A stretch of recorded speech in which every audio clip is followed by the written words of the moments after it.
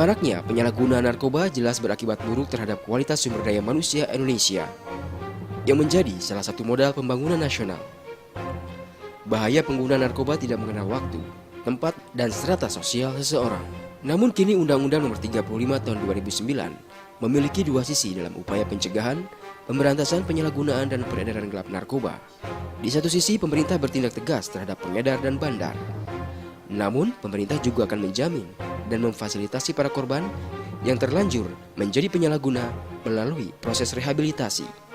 Meskipun tidak semudah membalikan telapak tangan dalam menyembuhkan penyalahguna narkoba, namun upaya rehabilitasi bagi mereka terus ditingkatkan agar mereka bisa bangkit dari keterpurukan dan bisa kembali diterima masyarakat. Rehabilitasi adalah salah satu pilar dari program pencegahan, pemberantasan, penyalahgunaan, dan peredaran gelap narkoba. Pemerintah, dalam hal ini Badan Narkotika Nasional, telah membangun pusat-pusat terapi dan rehabilitasi korban narkoba untuk melayani masyarakat secara gratis. Selain itu, BNN juga bersinergi dengan lembaga rehabilitasi milik pemerintah lainnya dan milik masyarakat dalam membantu korban narkoba agar sembuh dan kembali bangkit menyongsong masa depannya.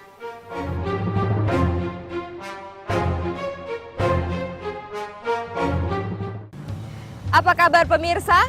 Saya Indah Stiani kembali menjumpai Anda dalam program Indonesia Bergegas. Bersama kita cegah dan berantas penyalahgunaan dan peredaran gelap narkoba. Pemirsa, berbagai upaya pencegahan peredaran dan penyalahgunaan narkoba semakin gencar dilakukan oleh pemerintah.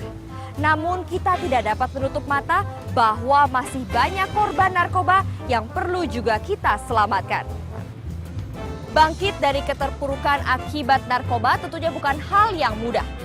Perlu kerjasama dan juga upaya yang keras dari diri sendiri, keluarga, dan juga pihak lain yang terkait agar seseorang mau sembuh dari kecanduan narkoba. Berikut ini kita saksikan perbincangan dengan Deputi Rehabilitasi Badan Narkotika Nasional, Bapak Kusman Kurya Kusuma.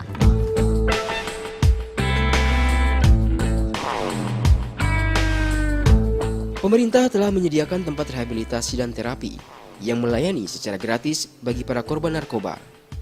Rehabilitasi sendiri berdasarkan Undang-Undang Nomor 35 Tahun 2009 dijabarkan dalam dua pendekatan, rehabilitasi medis dan sosial.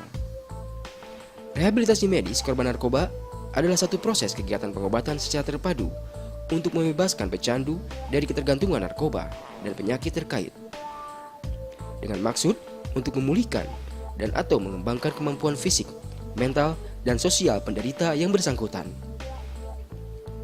Sementara rehabilitasi sosial adalah satu proses kegiatan pemulihan secara terpadu, baik fisik, mental, maupun sosial, agar mantan pecandu narkoba dapat kembali melaksanakan fungsi sosialnya dalam kehidupan bermasyarakat.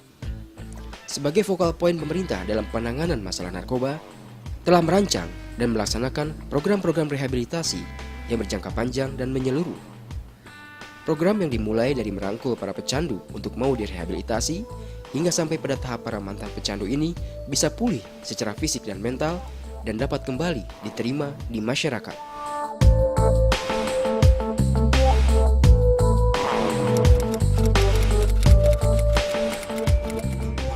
Kalau kita lihat survei UI sama BNN tahun 2008 dibanding 2004 itu kan jumlahnya meningkat.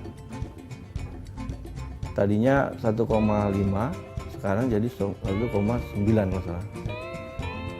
Nah itu juga tercermin di jumlah penderita atau korban atau pecandu atau penyalahguna narkoba ya yang kita rawat. Di Indonesia ini BNN punya satu pusat rehabilitasi di Lido dan ternyata jumlahnya naik ya.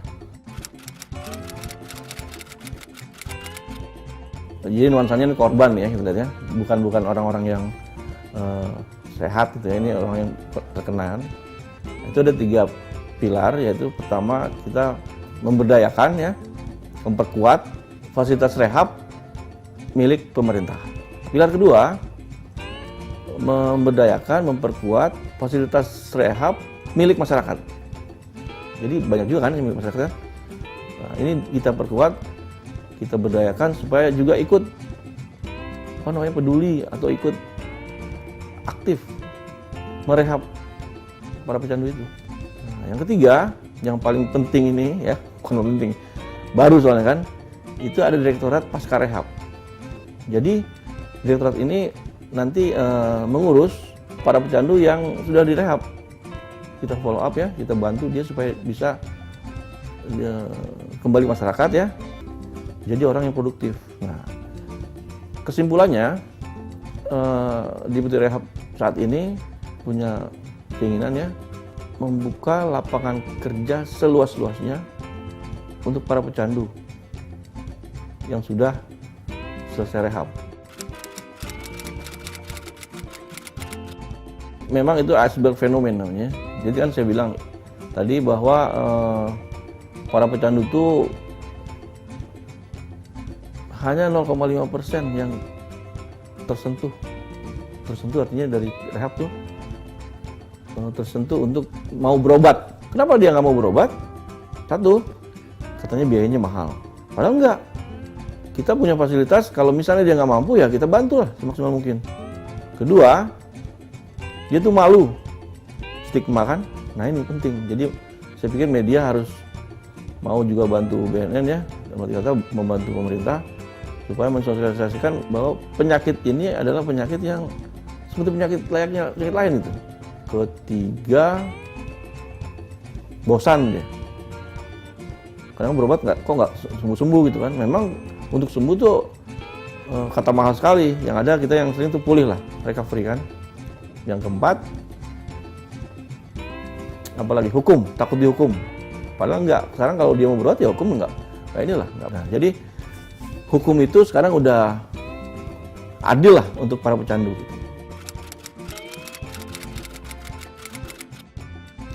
Nah, di rehab itu pertama dia melalui fase di mana dibersihkan dulu fisiknya. Tapi harus ada dua hal yang penting di rehab itu.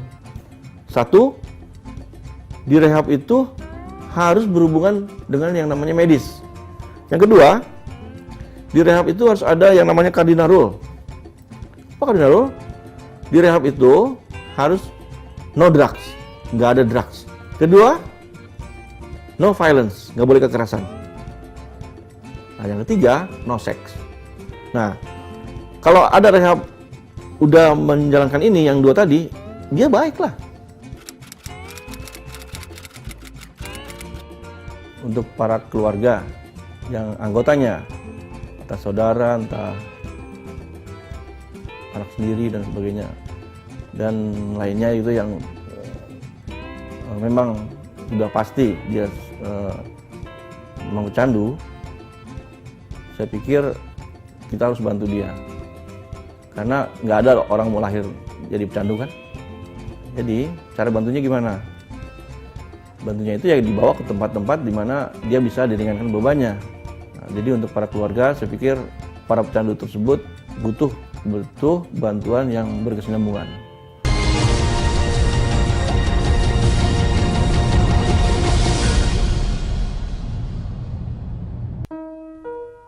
Bermula dari coba-coba,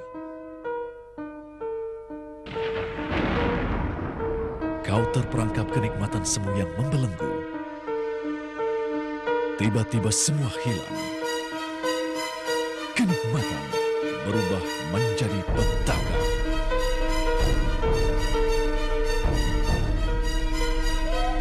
Jangan bersahabat dengan narkoba, dipersembahkan oleh Badan Narkotika Nasional.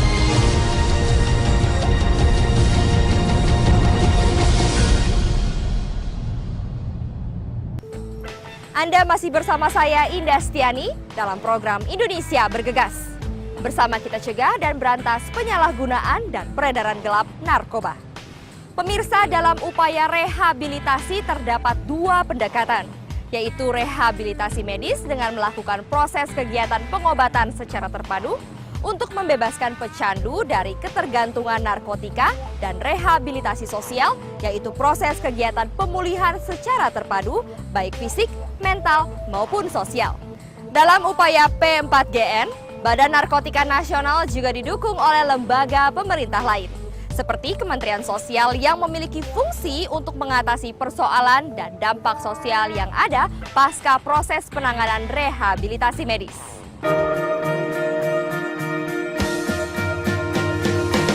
Tekad bangsa Indonesia untuk mewujudkan Indonesia negeri bebas narkoba hanya bisa dilaksanakan secara bersama-sama oleh semua elemen bangsa.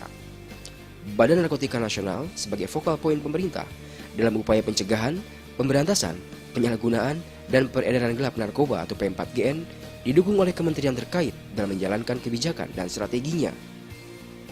Antara lain Kementerian Sosial, sebagai kementerian yang mengatur kebijakan pemerintah terkait pelayanan sosial. Kementerian Sosial bertugas dalam upaya peningkatan kemampuan lembaga-lembaga rehabilitasi bagi para penyalahguna narkoba, baik yang diselenggarakan oleh pemerintah ataupun masyarakat. Direktur Pelayanan dan Rehabilitasi Sosial Korban Penyalahgunaan Nafsa, Kementerian Sosial, Max Tuapatimain, mengungkapkan, merehabilitasi atau memulihkan korban penyalahguna narkoba termasuk persoalan sulit, karena tidak hanya sekedar membuat mereka sembuh. Untuk itu dibutuhkan kesungguhan dalam proses rehabilitasi korban narkoba dan dukungan semua pihak untuk membangkitkan para korban narkoba tersebut dari mimpi buruknya.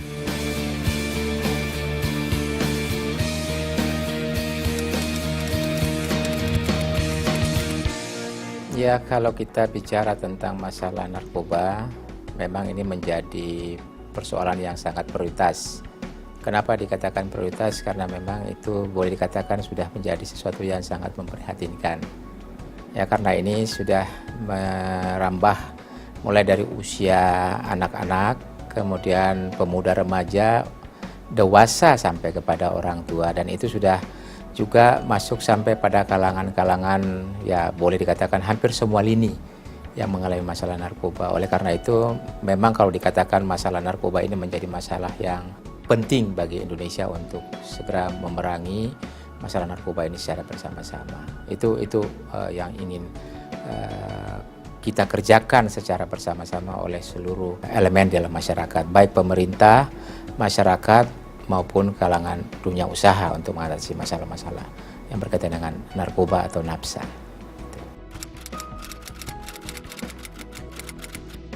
Kementerian Sosial tentunya akan melihat orang dengan masalah.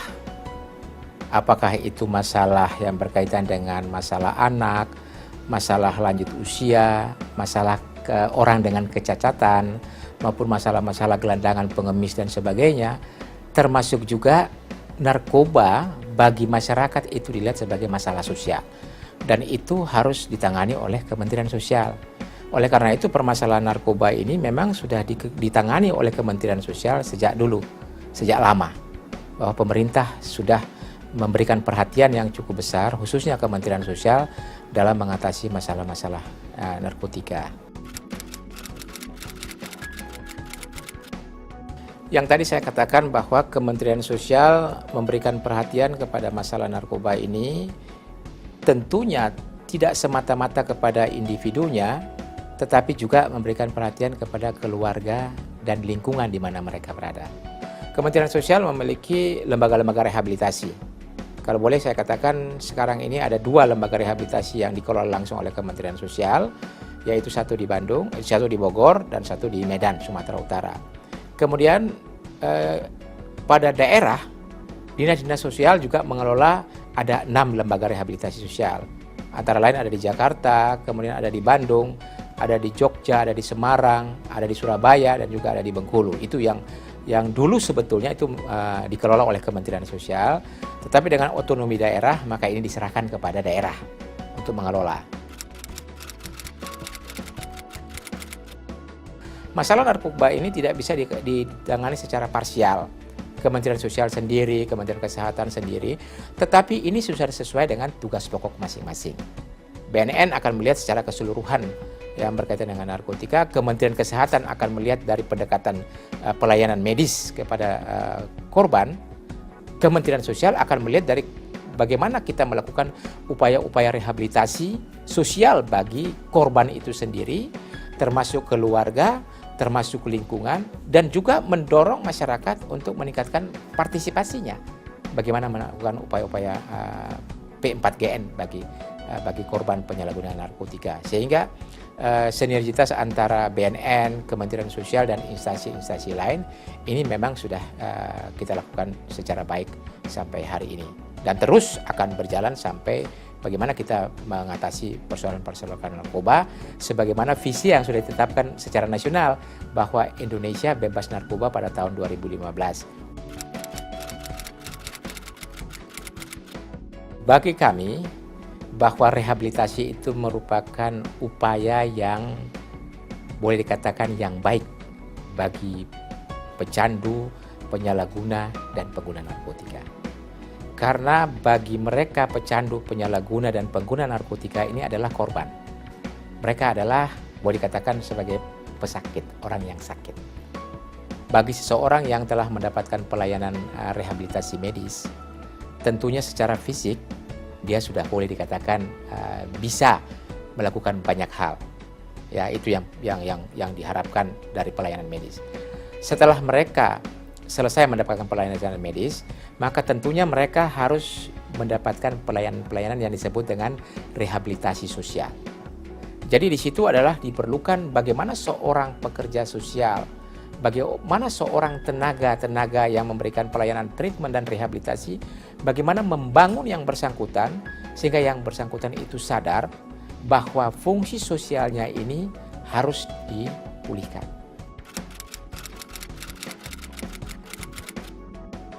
Family support ini sangat penting.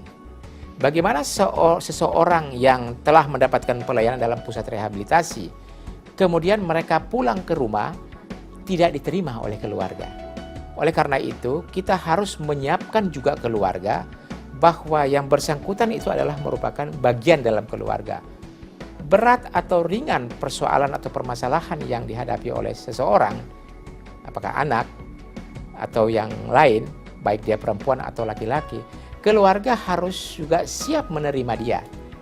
Bahwa sampai seseorang menggunakan narkoba itu tentunya bukan faktor individu, ada faktor-faktor yang lain. Bisa saja faktor keluarga, bisa saja faktor lingkungan. Oleh karena itu keluarga harus dipersiapkan. Bagi masyarakat secara umum, kita harus lakukan upaya-upaya pembinaan, penyuluhan. Baik langsung dilakukan oleh instansi pemerintah, atau kita lakukan bersama-sama dengan tokoh-tokoh masyarakat yang ada di daerah tersebut. Sehingga daerah itu bisa, lingkungan itu bisa bersama-sama memberikan dukungan bagi upaya-upaya P4GN bagi masalah narkotika yang ada di daerah yang bersangkutan. Ini penting. Jadi penanganan itu bukan saja kepada individu, seperti yang saya katakan, harus juga kepada keluarga sebagai lingkungan terdekat, kemudian lingkungan masyarakat yang ada di mana mereka berada. Ini semua elemen di masyarakat peduli terhadap masalah narkoba, maka secara perlahan-lahan di tahun ini, tahun depan, dan tahun akan datang sampai dengan 2015 kita bisa mengurangi jumlah daripada baik penyalahgunaan narkotika itu sendiri, baik peredaran narkotika itu sendiri, maupun jenis-jenis narkoba yang berkembang di masyarakat.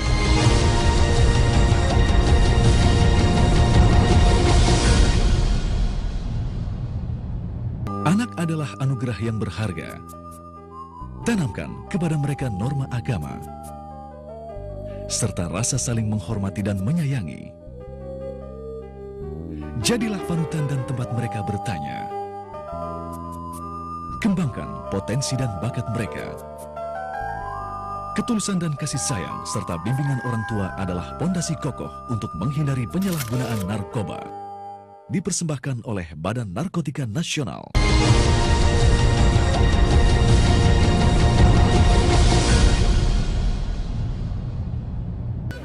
Indonesia termasuk negara dengan angka penyalahgunaan narkobanya yang tinggi.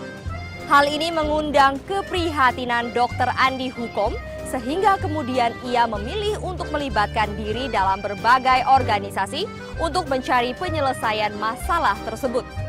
Bersama Yayasan Cinta Anak Bangsa, Dr. Andi Hukom berusaha keras untuk menyelamatkan anak-anak Indonesia dari ancaman narkoba. Bagaimanakah sepak terjang Dr. Andi Hukom dalam upaya pencegahan dan pemberantasan narkoba? Kita simak liputannya.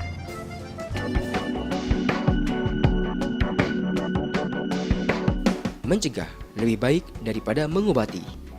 Sebuah pepatah lama yang masih relevan sampai saat ini. Untuk masalah narkoba, selain dilakukannya upaya pencegahan, tentu tidak dipungkiri ada beberapa korban yang harus segera ditangani melalui proses rehabilitasi. Proses ini sangat penting untuk kembali membangkitkan pribadi korban agar kembali pulih dan sehat. Yang lebih penting lagi agar penyalahguna sembuh secara sempurna, tidak kembali menjadi pecandu atau relapse. Proses rehabilitasi ini tidak berhenti di situ. Korban narkoba dibina sedemikian rupa sehingga diharapkan mereka bisa kembali diterima di masyarakat.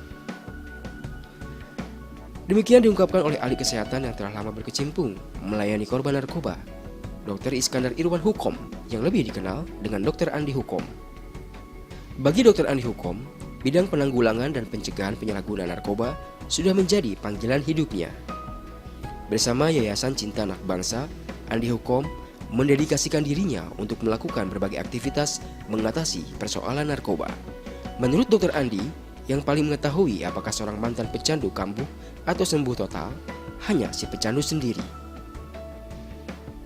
Jika sembuh yang dimaksudkan adalah kehilangan kehendak untuk memakai lagi, maka jawabannya adalah tidak. Tapi jika pengertiannya terkontrol, maka jawabannya adalah bisa.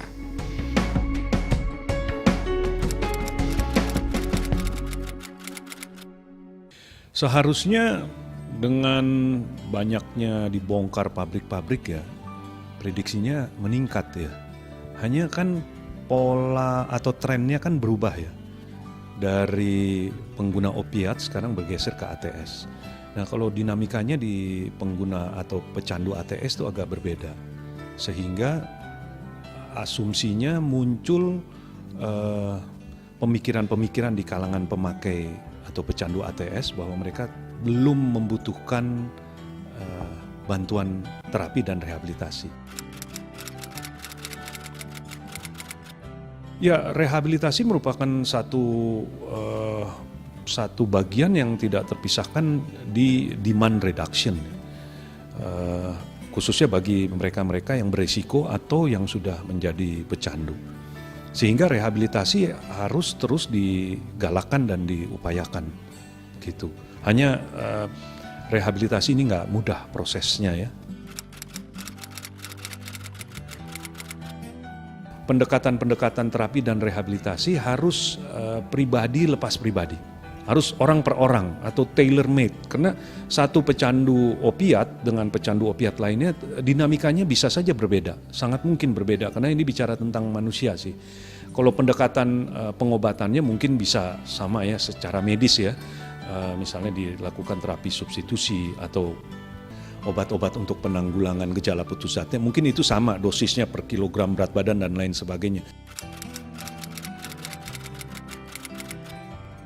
Keluarga merupakan faktor pendukung yang kuat sekali peranannya. Karena tentunya setelah pecandu selesai mengikuti program terapi rehabilitasi kan dia harus kembali ke keluarga atau ke masyarakat. Kalau memang betul dia seorang pecandu, dia punya hak secara hukum untuk dilakukan rehabilitasi. Jadi seharusnya keluarga tidak perlu punya kekhawatiran jika anggotanya misalnya menjadi pecandu ya, anggota keluarganya pecandu, dia tidak perlu khawatir apakah akan ditangkap atau dipidanakan karena haknya adalah dia direhabilitasi. Gini ya, pecandu itu ada satu titik yang terkenal dalam dinamika adiksi itu sebagai hitting bottom atau rock bottom, titik yang terdasar. Sampai sebelum dia mencapai titik itu, biasanya dia belum mau untuk hidup sober atau bersih dari penyalahgunaan narkoba. Ada pecandu yang mencapai hitting bottom karena masalah fisik. Tadi keempat aspek tadi. Ada juga karena masalah kejiwaan, dia merasa tertekan, aduh kok saya nih hidupnya kok begini-begini aja, kok muter-muter aja dalam siklus adiksi, dia tertekan secara kejiwaan. Ada juga yang merasa, aduh saya nih nggak pantas nih hidup begini di hadapan Tuhannya dan lain sebagainya.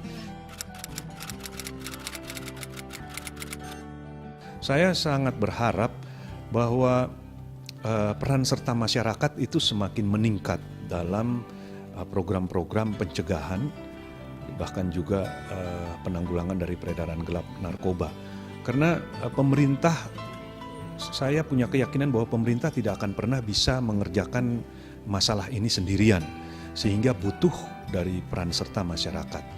Tapi di lain pihak juga bukan hanya pemerintah dengan peran serta masyarakat, tapi sektor-sektor private itu juga perannya tidak kecil untuk menunjang keberlangsungan dari program-program pencegahan, program-program terapi rehabilitasi, bahkan juga pemberantasan peredaran gelap narkoba.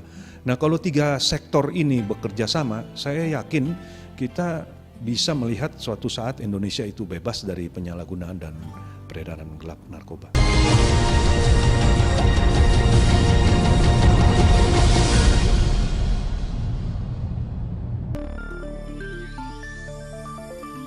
Hidup ini adalah perjuangan untuk menjadi yang terbaik. Pengorbanan dan kerja keras adalah perjuangan untuk meraih cita-cita dan prestasi. Karena keberhasilan tidak diperoleh begitu saja. Jangan ragu untuk mengambil keputusan yang benar. Bersama kita melawan narkoba. Dipersembahkan oleh Badan Narkotika Nasional.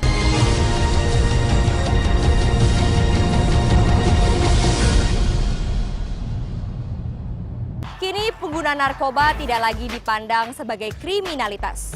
Justru mereka harus dianggap sebagai korban yang sesegera mungkin mendapatkan penanganan. Tidak ada kata terlambat untuk menolong para korban dari cengkraman narkoba. Pemirsa, saksikan terus Indonesia Bergegas, bersama kita cegah dan berantas penyalahgunaan dan peredaran gelap narkoba. Saya Indastiani, sampai jumpa.